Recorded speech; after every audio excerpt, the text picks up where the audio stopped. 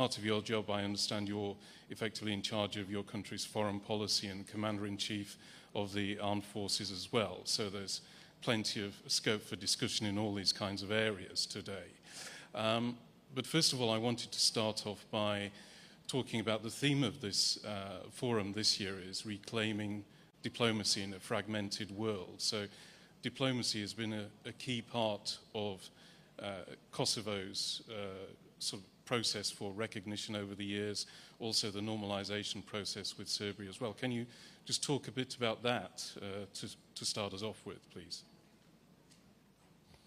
Of course. Such a great pleasure to be here. Herkese günaydın, merhabalar. It is, perhaps just to begin, the Antalya Diplomacy Forum is one of those places, one of those forums that is bringing leaders together to not just talk, but also deliver. We've seen it in the past couple of years, how it has become the center of so much discussion of leaders from across countries that sometimes don't talk to one another elsewhere. So I would like to start by thanking President Erdogan and Minister Hakan Fidan for delivering for diplomacy in a very, very fragmented world. You will hear leaders oftentimes saying that this is probably one of the most difficult times that our continent and the wider world is facing. But if you ask us in Kosovo, it was as difficult about 2 decades ago. It was, if you ask people from Bosnia and Herzegovina, they will tell you it was as difficult about 3 decades ago. We are a living example of resilient nations who grew up from the ashes, from countries that were entirely destroyed to the ground because of dictators, because of genocidal regimes who wanted to wipe us off from the face of the earth. But again, our nation is an example of how the world got together and did not turn a blind eye before the suffering and the oppression of a people that had been suffering for centuries. So while at the same time we are facing challenges, there are examples around the world that could be seen as enormous successes of world's democracies when they got together, as a testament to what they can achieve when they stand for the values of freedom, the values of democracy, and the values of human rights. And Kosovo is that example. When I travel across the world, I see a lot of pessimism around roundtables where leaders sit. And let me give you an example. We had this peace forum on Ukraine in Switzerland less than a year ago, I believe. About more than 100 countries participated in many international organizations. And I had to remind the leaders there that just about 25 years ago, I was that child of war that was displaced from her home alongside my family and practically all of my people, hiding in the mountains from those who wanted to kill us. And we had a little tiny radio, and alongside other children, we were listening to a meeting of international leaders who were talking about Kosovo. All of our hopes, all of the hopes of those children of war were hanging onto what those leaders were talking about. 25 years ago, those leaders decided to come to our rescue, giving me the opportunity 25 years later to go back, to thank them for saving our lives and giving us a chance to build a strong country, a thriving economy, a resilient democracy, but most importantly, to build peace. So I asked them to do the same for the children around the world who are now suffering war, and to understand that their words matter, their action matters, and they should not stop using every diplomatic means whatsoever to save lives. Because oftentimes when people talk about the UN Charter, they go straight to Chapter 7, Chapter 8, Chapter 9. And my question is, how about we start from the preamble? How about we read about the very purpose of why these international organizations were created. Why was the UN created for the first place? To stop human suffering. So to conclude with this, I think in order to reclaim diplomacy, we need a people-centered approach. We need to bring back humanity to decision-making. We need to put human suffering as the centerpiece of our decision-making. How do we stop human suffering? How do we make sure that in every decision that we make, in every paper that we sign, in every meeting that we have, we never forget it's about the people that we represent. It's not just a piece of paper. It's never just a document. It's about our future. For the very first time in the history of our nation, our children's generation are living in peace without knowing war. Every generation before our kids had to go through a war. Our grandparents, parents, we had to go through a war. The fact that we have a first generation of children in Kosovo that have not known fear, that don't have to go to bed with the sounds of firearms and bombings and shellings, that is a historical achievement that every international leader contributed to, should be proud. And these are the kind of successes that we need to showcase to tell the leaders of today that it is possible. When they try, when they use every instrument possible, and when they put a people-centered approach on the table, peace is possible and diplomacy delivers. So what have been the main foundations of Kosovo's approach over the last few decades? Because you're still going through this process of getting international recognition from all of the countries around the world. You've still got the negotiations with Serbia, also the European Union and such like. But what are the main sort of tenets of what you are doing in these processes at the moment? So since its declaration of independence, Kosovo has approached countries around the world, extending a hand of friendship, extending a hand of cooperation, explaining that recognizing Kosovo's independence is a process through which no one would lose anything. Quite the opposite. Countries that have recognized us have gained a friend, a partner, and an ally that they can count on shared values and shared interests. So far, 118 countries have recognized Kosovo's independence, Kenya being the latest nation to do so. We are very confident that we're starting off a new process, a new momentum of gaining more recognitions.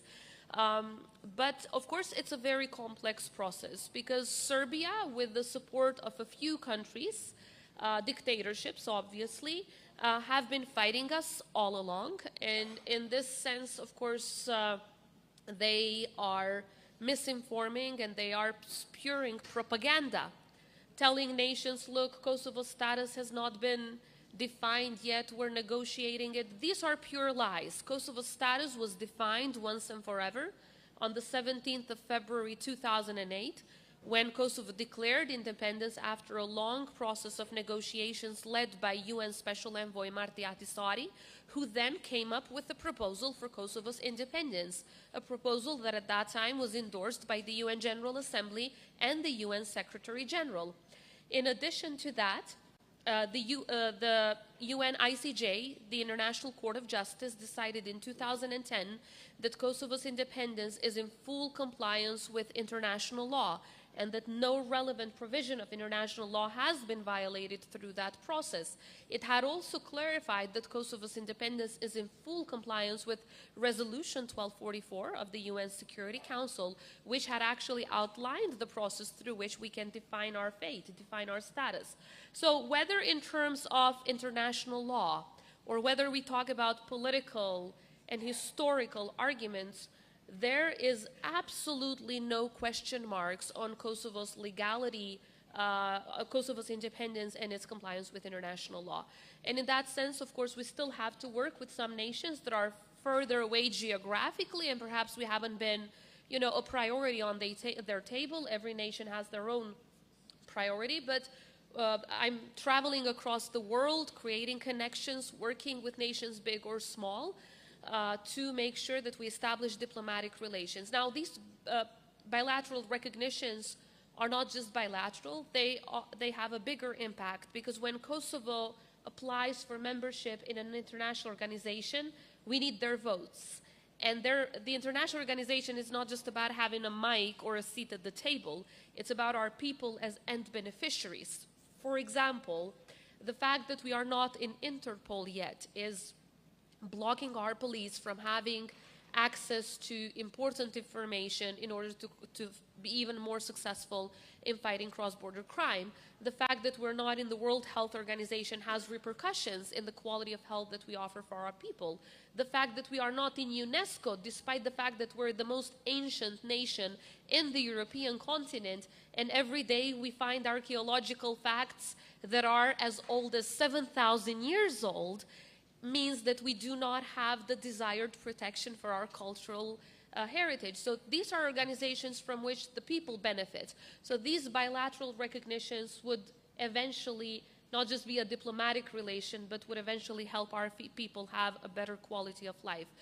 When it comes to the dialogue with Serbia, to clarify once again, that is not a dialogue on Kosovo's status. The dialogue is about mutually beneficial issues, so far that two states discuss about. So far, these discussions have been about freedom of movement, about freedom of goods, about forcibly disappeared persons, because there are almost 2,000 people victims of the war that their bodies were forcibly disappeared from Kosovo, and they are in massive graves in Serbia. So Serbia needs to open its archives from the 90s so that we can find the bodies of these people, many of whom are little kids. Their mothers need to have a place where they can lay a flower and to remember them. So there are still very big wounds from the war. And of course, this process needs to end with mutual recognition. When I say mutual recognition, that means that we're not the only ones that are desiring recognition from Serbia. We do not recognize them in their current constitution either. So it will have to be mutual recognition, mutual establishment of diplomatic relations. So far, the current leadership of Serbia did not show the desire to move forward toward the future. However, it is very clear that they will not be able to join the European Union without this final agreement with Kosovo on mutual recognition. So we are constructively engaged in this process.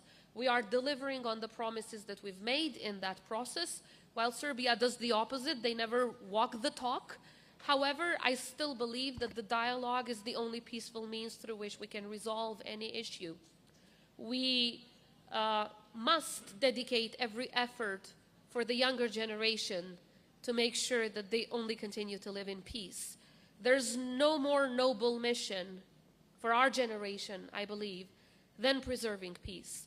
We've gone through hell ourselves. We need to make sure that our kids never have to go through what we had to go through. And for that, we need to make every effort possible to make sure that any disagreement remains at the dialogue table. Unfortunately, Serbia doesn't desire that because they've been committing act of aggression after act of aggression. But from the side of Kosovo, we continuously commit to dialogue as the only means to resolve every issue that we have, while, of course, preserving our sovereignty, our territorial integrity, our independence, and our hard-won freedoms, because generation after generation have sacrificed for the freedom that we enjoy today.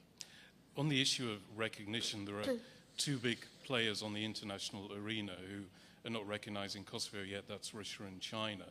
So do you envisage a time when this could actually happen, that they would recognize Kosovo? And if this happens, do you think all the other countries will then recognize as well quickly afterwards? Well, before we get to two big players that are malicious players, let me talk about two big players that have been positive players.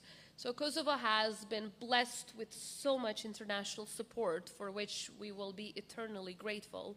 Two countries that have mostly supported us in receiving global recognition have been the United States of America on one side and Turkey on the other side. So I want to take this opportunity to once again, since we are here in Antalya, to thank President Erdogan for his personal engagement since when he was prime minister in making sure that more and more nations around the world recognize our struggle for freedom and our right to independence. And through their help, and many other countries around the world who helped us, we've managed to, as I said, so far gain the recognition from the vast majority of countries around the world. Now, there are many countries that have not recognized us yet, but that's not because Russia and China. That's because of their own domestic considerations. It's because we're not a priority yet, but we will become soon, because they don't have yet perhaps all of the relevant information that they need, and we will make sure that they get it in due time. Contacts do matter. Relations that you create through diplomacy do matter, and we've been seeing the result of that, especially in these past 4 years. And then, of course, we constantly need to fight the Serbian propaganda and the Russian propaganda. They go hand in hand. China has not been involved, although they haven't recognized us directly. They haven't been involved actively in fighting Kosovo.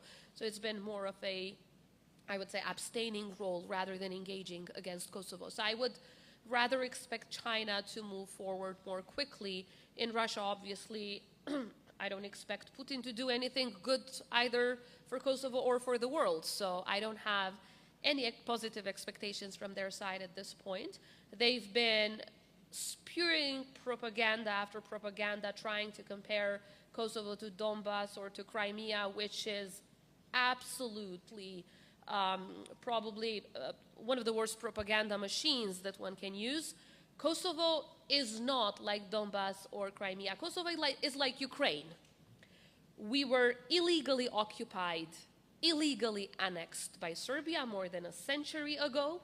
We fought for our right to self-determination for more than a century. We went through an international process of negotiations for our final status, which was deemed in full compliance with international law by the highest world court, which is the International Court of Justice. We were recognized by the rest of the world, and genocide was committed against our people. Zelensky did not commit genocide against people in Crimea or in Donbass or in other parts of Ukraine. So there's absolutely no comparison. The only comparison, actually, that can be made is between the crimes that Milosevic committed against us and the crimes that Putin is committing against the people of Ukraine. So the two dictators, the two aggressors, the two hegemonic imperialistic minds that want to kill and destroy, they're the same. So we will continue to fight this propaganda that Russia's spewing around. It's not going to be easy because we do understand the powers that Russia has, but we're blessed with friends and partners around the world who are helping us in this regard. And once again, I want to show the gratitude of the people of Kosovo for every nation that so far has recognized our independence in this way, gaining a friend, a partner, and an ally that will stand with them when there's thick and thin. We might be a small country, but I strongly believe that the impact of a country should not be defined by its size or geography, but by the story it has to tell. And the story of Kosovo is one of resilience, is one of hope, is one of a people that, against all odds, managed to keep its identity, to defend its identity, despite of many years of occupation and hardship, crimes against humanity, war crimes, and genocide. And it's also a story of the power of alliances, alliances that are based on values, that are built on shared beliefs. It's a story that tells us all the power of partnerships, how important partnerships are. No matter how small you are, if you have the right partners, if you have the right allies, if you have friends by your side, whether in life or in diplomacy, you will succeed. Just one more point on the negotiations with Serbia. At the moment, it seems most of the mediation is being done by the European Union, and there's the Berlin process going on at the same time as well. So are you happy with how this mediation process is going on? Is there sort of heading in an optimistic direction at the moment? Now, we're not happy with how it went in the past 4 years, for sure. There's been a complete lack of balance by the European Union, putting Kosovo under repercussions, and then Serbia practically being the spoiled child of Europe during the past couple of years, despite of their continuous violations of the agreements that were achieved in Brussels, despite the violence that they have been using through acts of aggression and terrorist attacks against Kosovo, despite of their continuous efforts to destroy Bosnia-Herzegovina from within and cause trouble in our region. Yet, if you look at how the European Union assistance for the Western Balkans is divided, Serbia gets about 63% alone, whereas the rest of us, the 5 of us in the Western Balkans, we get 37% together. And guess what? We are the ones that are 100% aligned with the EU foreign and defense policy, whereas Serbia only has a 40% alignment. So it's like the message that was sent in the past couple of years was that the less you are aligned with the EU, the more support you get. And if you are delivering, whether on alignment or on values, then you're completely forgotten. And that has not been an approach that has supported our region's furtherance towards European integration, quite the opposite. And it has also destroyed the credibility of the EU-led process in the dialogue between Kosovo and Serbia. Now there's a new momentum because we have a new HRVP, we have a new representative for the dialogue. We've been working closely with them to deliver on all of the information that they need.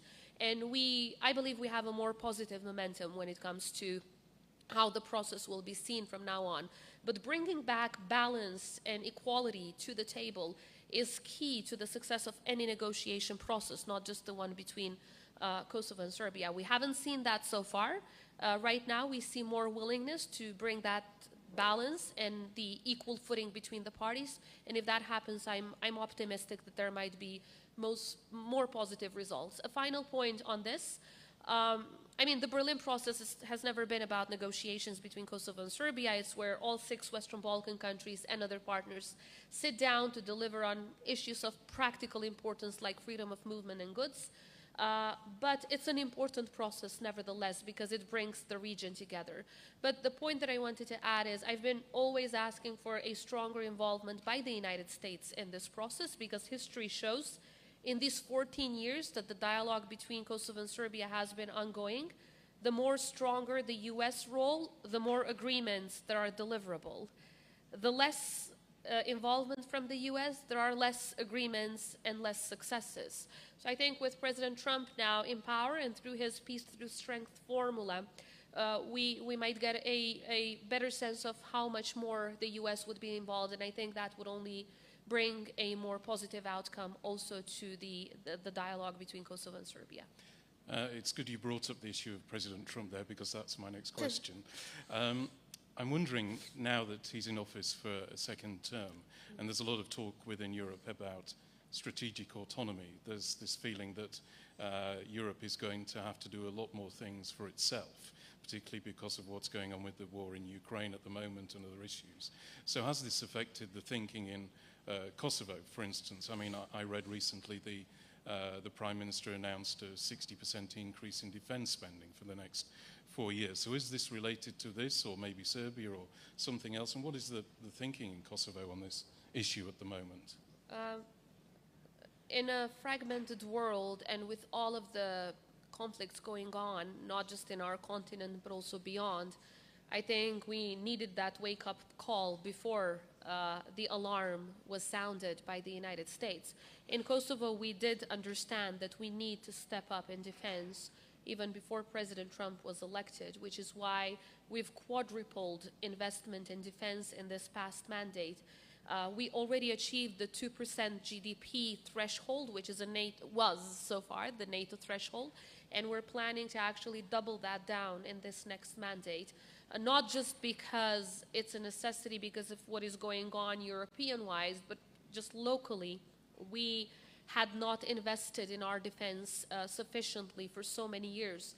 And now the time has come to build a very strong defense army, one that would be able to defend Kosovo against anyone that might attack us. And of course, in our region, there's only one source of the stability, and that is Serbia. We've never had any problem with any of our other neighbors. Quite the opposite. We have excellent relations that are delivering for our people with everyone else in the region. But Serbia has been that source of instability, causing problems in Kosovo, in Bosnia-Herzegovina, and the rest. And they keep purchasing weapons from Russia, from Belarus, from China. They have purchased the FK-3 system, the only country in Europe to do so. And they're also talking with Iran about Shahed drones and so on and so forth. So we have a problem in our neighborhood, and we need to be ready to protect ourselves from that problem. And the sooner we do that, the better. So we fully support President Trump's formula, which, as he said, is also about our own interest as a European continent. And I see more and more European countries now delivering, increasing their expenditures on defense. In the long term, it's going to be in our own interest as a continent to make sure that we are more resilient. So this journey of self-reliance in terms of defense is, I think, existential for Europe. But that doesn't mean that the Euro-Atlantic alliance should not endure. Quite the opposite. While we, as a continent, spend more on defense, we should also aim to further strengthen our alliance with the United States. For global peace and security, the Euro-Atlantic alliance has been the very fundament of it. So each and every one of us, no matter how big or small, as countries, should contribute to keeping that relationship with the United States strong. There might be disagreements here and there, but I think the values for which we work to protect are so much bigger than these disagreements that might get on the way. So as Kosovo, we've been trying to contribute to that. We are going to go ahead and remove the 10% tariff on U.S. goods because it's better for our economy, it's for our interests. But after all, this is not just about tariffs. This is about strategic alliances. This is about strategic alliances. This is about long-term thinking.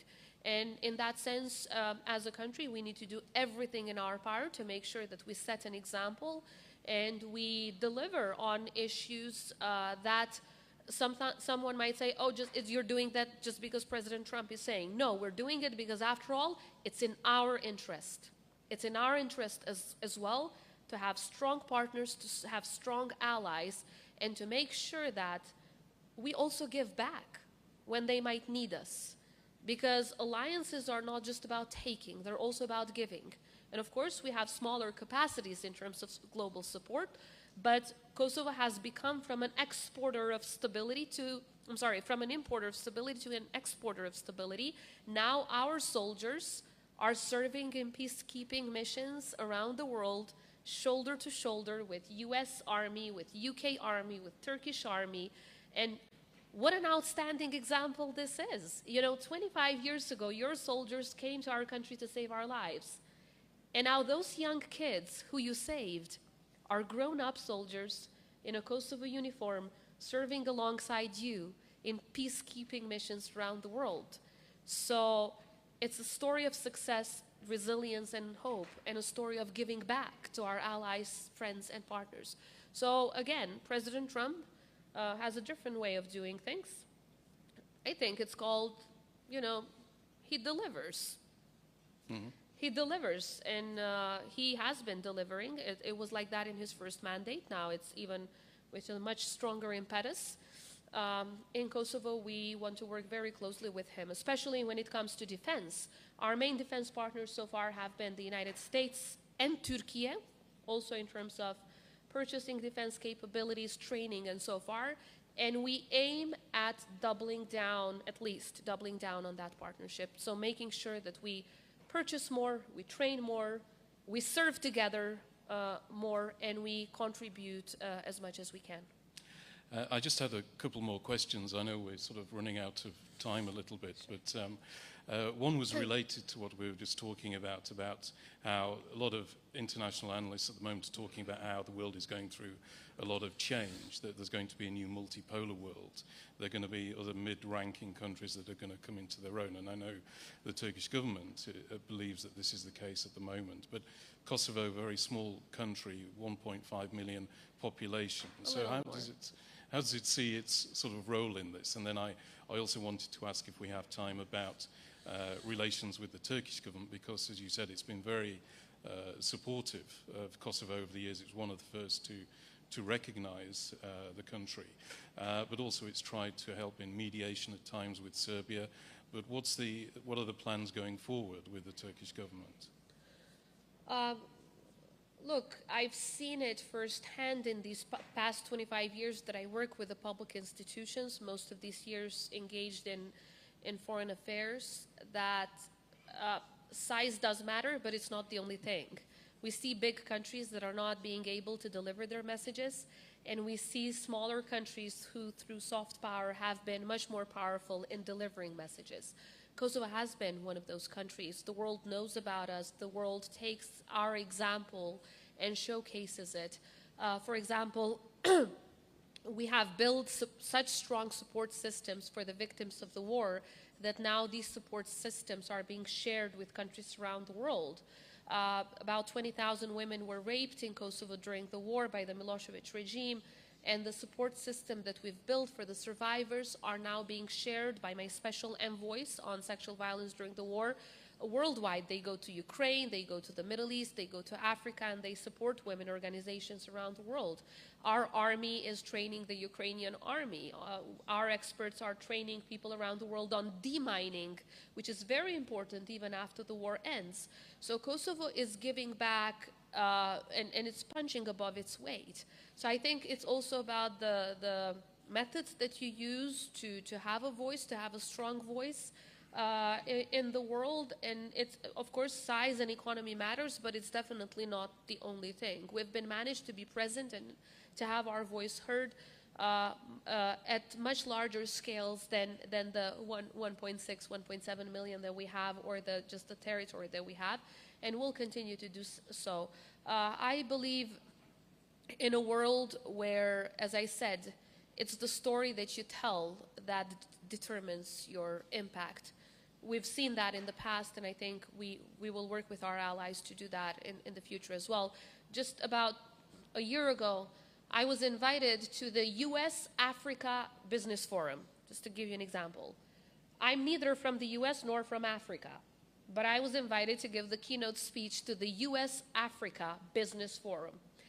And it was because the United States wanted to showcase African countries the example of Kosovo, on how we received so much support through programs like the Millennium Challenge Corporation and so on, which is a lot of financial support, economic support on energy projects and so on, but they are dependent on you delivering on rule of law, democracy, and human rights. When you deliver on these elements, you also get support. But it was important that, you know, the president of tiny little Kosovo was standing in front of the countries, very big countries from the entire African continent and the United States, and we were the example that was showcased to the world. Kosovo, not some other country. Kosovo was showcased as the example. So again, there are instruments of soft power that you can use, but again, Kosovo is not just the success story of its own people. Obviously, where we do not have an excellent cooperation with Turkey. There are two on which we are enhancing it. Defense is one and economy is the other. Health, of course, is another area where we've been working on a lot. But we're close geographically, we have historical ties, and most importantly, our relationship is based on trust. President Erdogan has been an outstanding friend of our country. The gratitude of the people of Kosovo is enormous, and we look forward to working with him and his entire cabinet, but most importantly with the people of Turkey, who show so much love and support for the people of Kosovo whenever we come here. So again, once again, kalbimden çok teşekkür ederim.